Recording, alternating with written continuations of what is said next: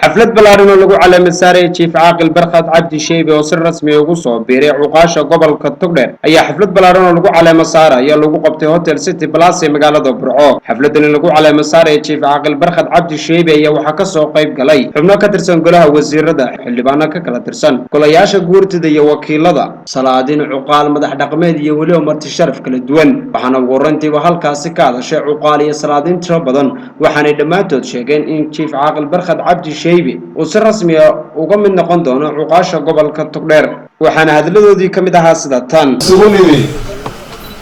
xafladda caawa lagu caleemo saarayo Chief Caaqil Barkad Cabdi Sheybe oo ah nin xaqiiqatan u qalma taa iyo mid ka sarraysa. annagu hore ayuu noogu ahaatay annahay golaha deegaanka degmada Burco ayuu caaqil noogu ah. malaa caawa annaga jiifnimadun baa noo raacaysa. waxaan odhan karaa waa nin yar oo dhallinyaro ah oo haddana intiisa ka weyn, anigoo aan faaninaynin wallaahi xasiin. waxa aynu ku soo dhisannay ee aynu halkan ku soo gaadhnay dowladda reer Somaliland isu keenay waa hoggaan dhaqameedka. walahayna guursidu inta badan wuxuu ka turjumaa hoggaan dhaqameed. waa kii aynu Burco isugu keennay, waa kii aynu kadibna Boorama isugu keennay ee aynu ku dhisannay dowladnimada maanta aynu waxsanayno iyo qarannimadeeda. runtii waxaad moodaa mararka qaar in si qaldan loo adeegsado, sidii sheekh xasan haddii waa waseertaa wala afkare, ciddii si qaldan u adeegsataana si qaldan bay u xuli. xilkaa waan ugu ducaynaynaa ilaahay subxaana watacaala, waxaan uga baryaynaa in ilaahay subxaana watacaala xilkaa uu qaaday ee ummaddaa uu qaaday ilaahay subxaana watacaala uu fudayo. waxaan jecelayaa laba qodob oo uga faa'iidaysto. qodobka koowaad waa sidii qodobadii uga horeysay maan raacaya wala dardaarmaya jiifka. waxaan leeyahay xilkaa qaaday waa xil culus, waa xil umadeed. sidaa lagugu duceeyey ilaahay subxaana watacaala ha kaa dhigo kaa intaasoo khalqii ay isugu timi farxaddiisa kanugu limaanayna ha kaa dhigo ayaa ilaahay kaaga baryaynaa. qaranka aadan madoobe ama todobada ardaa ee aadan madoobe ilaahay u naxariisto. ibraahim Sheybe wuu geeriyooday, kursigii wuu baneeyey, geedi kuma banayna geeri buu ku baneeyey. waxaanu isweydiin kursigii inaanu cidgeyno yaanu isku afgaran. markaanu isku afgarannay haddaanu qaranka aadan madoobanahay ama todobada ardaaya aadan madoobanahay, siqiir iyo sayncaddaa waxaanu garan oo isku raacnay oo siqiir reebad aanaa ku yeelan inaanu kursigii nin geyno. waxaanu isweydiinay war kubaynu geyno. Barkad Cabdi Sheybe aan geynaanu isku raacnay oo garanay oo isku raacnay. waxaanu halkan aanu qolada reerkan aadan maxamed ee halkan shirka qabtay halkaanu nahay. waxaanu halkan isla garanay sidaa odagu horeba u sheegay markaanu ka shirnay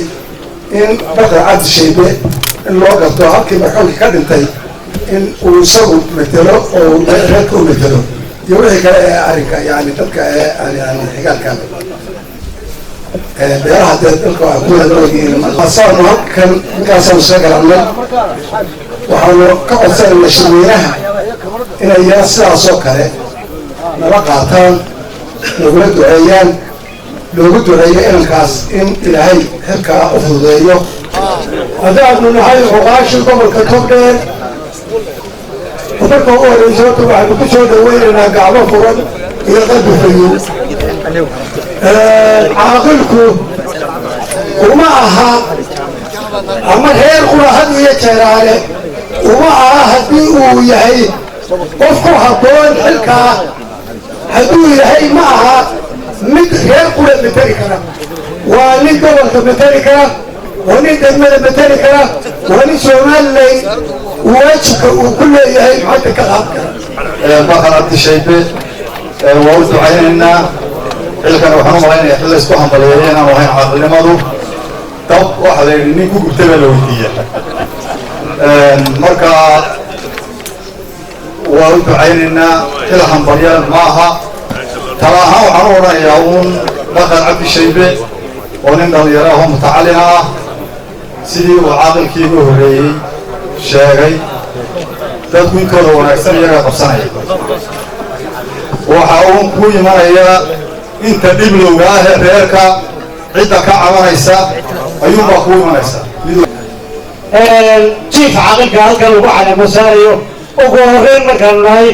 ciwaasha gobolka togdheer waanu soo dhaweynaynaa waa aqoonsanaynaa waa la shaqaynaynaa laga bilaabo caawa wuxuu ka mid yahay ciwaasha gobolka togdheer waxaanu rajaynaynaa inuu nagu soo kordhiyo maskax caafimaad qabta horumarineed dalkiisa diintiisa dadkiisa dadweynihiisa isku xilkiisa intaba inuu aqdibedna nagala shaqeeyo wax kastaba waxaa lagu qabtaa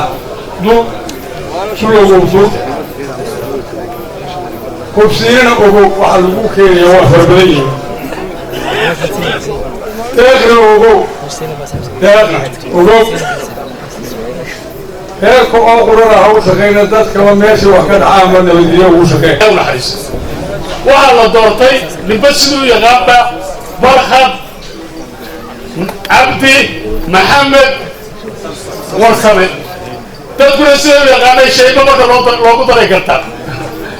waxaa aad la yaaba muddo anigu iminkaan u malaynaya inay tahay 30 sannadood baan Ibraahim Shaybe la shaqaynaa 5 bilood iyo 15 habeen baan iminka sariir ku wada joogay intii dalka laga baxayna waa la ogaaday waan wada shaqaynay weli Ibraahim Shaybe caraysan ma arag sharaf kale noo tahay wasaaradda arrimaha muqaasha fadhida iyo salaadiintu in aynu goobjoog ka ahaano caleemasaarka jiif caaqilka waxaa iga muuqda halkan waxu badan waa salaadiin iyo umaad waa wax ka mid ah wasaaradda arrimaha gudaha waxaanu guleynay jiif caaqil kusoo dhawow sabada jiifnimada caaqilnimada iyo wasaaradda arrimaha gudaha kusoo dhawow anigoo ku hadlaaya afka agaasimayaasha wasaaradda duulista iyo hawada iyo mas-uuliyiinta madaarada Hargeysa iyo Berbera iyo Burca oo dhammaantood fadhiyaan madashan annagoo dhammaanteeda ka wakiila wasiirka wasaaradda duulista iyo hawada oo lagu martiqaaday xafladan balse uu safar intaa u tegayay kasoo kuwagalay oo u baxay kadibna noo soo yimaaday annagoo haweenka wasaaradda madasha fadhida iyo ka wasiirka ku hadlaya halkan hadal badan kama furna laba eray baa ka furan hambalyo iyo duco jiif caaqil barkad cabdi shaybe hambalyo waxaan ilaahay uga baryayaa inuu ilaahay xilkaa ku asturo inuu ilaahay u fudaydiyo barkad cabdi shaybe waa nin dhalinyaro ah waa nin aad u daayar waa nin aan saaxiibo nahay waa nin aan aaminsanahay inuu bulsho ballaaran hogaamin karo waa nin aan aaminsanahay inuu horumar ballaaran samayn karo intaaba waa nin aan ku ogahay salaan kadibna waxaan ugu horeyn ilaahay subxaana watacaala weydiinaya jiif caaqilka barkad Ibraahim Shaybe ilaahay xilka ku asturo ku gargaaro ku garab galo ilaahay subxaana watacaala ha ku asturo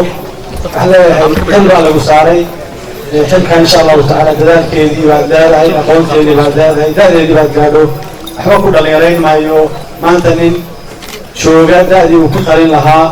ayaa tahay ilaahay subxaana watacaala kugu asturo kugu badbaadiyo ifii aakhiraba kugu badbaadiyo binaadankuna camalkiisu cadaabta iyo jannadaba ku galaaye ilaahay subxana wataala camal suuban waxaa farxad weyn runtii inaan ka soo qeyb galo caleemasaarka jiif caaqil barkad cabdi shaybe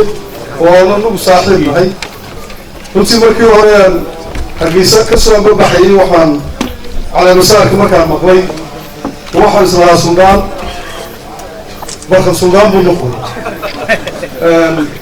xafladanna waa xaflad aada u weyn oo dee runtii darajada aada u sarreyso marka xilkaa jiif caaqil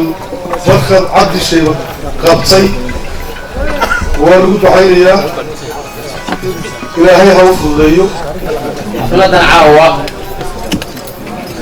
سيدا لوسو أقاسمي سيدا يوم وقتو وعمل أنا هو أرى وأنا إنتان حفلة كسوق يجري شيء عاقل عن هروب وده الله الحراي دولة ولا بوغلي تأتي ومر وشقيني كيو عن الله كلام مغنين وحويه وحكتو سيسا هيك قبصدي شيء عاقل كياني سكدوبنان تودا ميت سميدودا إسرافكودا midnimadooda qurxintooda ayay ku tusaysaa marka ugu horeysa Chief Caaqil Barkad Cabdi Shaybe aad bay farxad iigu tahay inaan ka soo qayb galo soo xaadiro madasha tan loogu caleemo saaray waa kugu soo dhaweynaynaa xilka ilaahay hadeelkan yahay maanta lagu gartay waa kugu soo dhaweynaynaa ilaah baa la hubaayo waxaan hubaa inaad u qalantid in aad kii loo baahnaa aad tahay inaynu inankan u ducayno ayuun baynu halkan u nimi iyo dardaaran kolley reerku sidaa la sheegay reerdee أنا أستوى شيرين بوها لما قضوا قرآن وفقوا قلنا فهركو هاتو حلتو كوديتي حالة كودا غير كوديتو هاتو لحاله وليه هيكي هرم كودا كل هالكم وضياشي ليش هذا عقاشي لما يحكوا هذي فهركو أنا دو عقال يا مقعي حلوانكم ليش هذا لكن هذا هو كان وقبل كويس الكلام سيرت أو صعب مع كواني تايلر فخد و يعني هو آخر ذاك وأنا هذه أدوار فحسن هاي درجان شحنانا قال لي ربوتو قالوا بصور فيها كذا سنتي كان عمان على مسافة كسوق يوم هذه أدوار فحسن هاي مركي أنا على مسافة يا شيخ عادل كلام ورمى كنت تدخل كلام مغلا دقن عاقل بلها وذكر الإنسان أنت أرمها جود يد تقول يا قبلك يسحق أيوة كشغيش لكن كل يوم الله الحريص له وحى حكم بدي عاقل شيخ عاقل وين كان عدوي بيت هاي إمام كسر الجرا حفلتنا أبو على مصاير شيخ عاقل بدل عبد الشيخ وسعيد خيا كنت سيدي والله ما شاركي شيخ عاقلكم وحوالي شيخ عاقلكي دليل ما أنت وحوالي سنة شكل بشرة قرن من الثلاثوين ما كان دليل أنا ما قاعد دليل الفاضل ديالو واحد وقرب تاجنا هاي شيخ عاقلك وأنا تاجنا هاي سنان يوحنا ذلك شغال قماشة وأنا بالكلمة يسوع الواش وعبر هذا إن الكشف يو وناجا بالكلية عبر الرفاعة وصير دك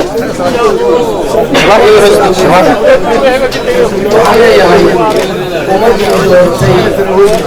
وعليه هذه الستين وان كدورتي هاي شقية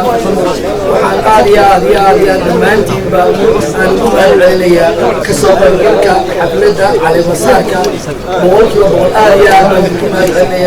ومحمد إبراهيم حسن محمد بريتش شبكة عالمية هناك نيوز برعو